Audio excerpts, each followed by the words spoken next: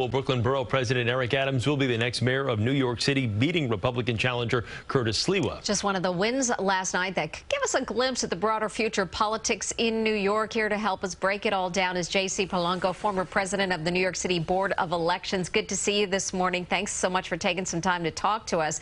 We have a big year coming up next year, but let's start by talking about Eric Adams, at points being compared to Mayor de Blasio. Will he do things differently? I mean, what do you believe is at the top of his agenda?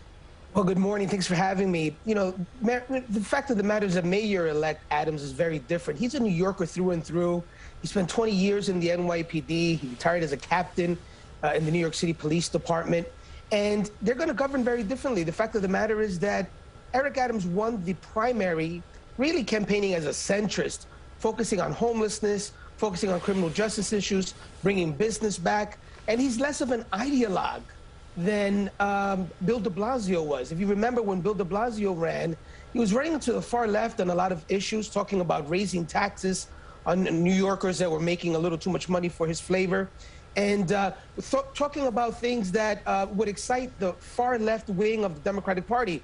And Eric Adams won a primary here in New York City, focusing on everything opposite than that, and many times comparing himself not to de Blasio, but to Bloomberg. And by the way, Bloomberg supported this campaign, and then even today tweeted a picture of himself and Eric Adams talking about how it's a new day for New York City. So Eric Adams is a very different Democrat. Eric Adams reflects what I think is a more centrist Democrat approach in New York City. He was able to win the primary and won the general last night. Now, I know New Yorkers are looking at these numbers and saying, wow, you know, that's a big lopsided victory for Eric Adams. Remember, New Yorkers, that for every Republican to non-Republican, you're looking at a 10-to-1 margin. Republican to Democrat, 7-to-1.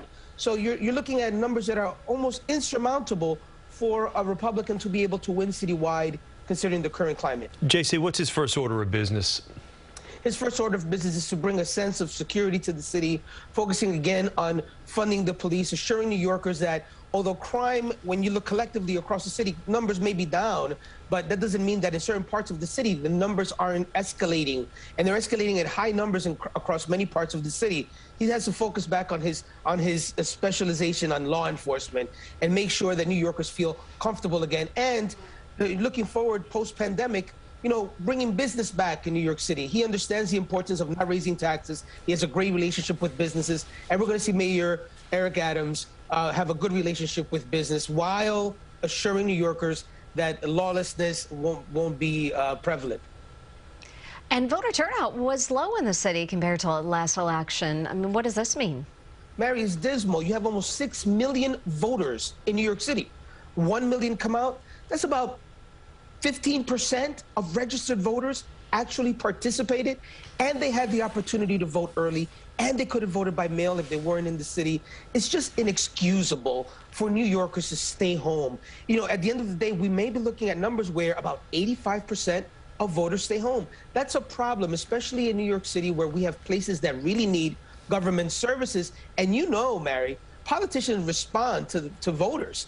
And the fact of the matter is, if you have council districts where maybe 5% voter turnout for city council, it sends a message that voters aren't going to come out, and these elected officials may not be focusing a great deal on the needs of the people in those areas because they just don't participate. So no excuse for not coming out to vote. 15% turnout would be absolutely dismal and a shame for New York City to have in a municipal election. Got to work on getting voters excited out there. Okay, JC, thank you very much, and we'll talk to you later on in the broadcast, but we appreciate you taking some time for us.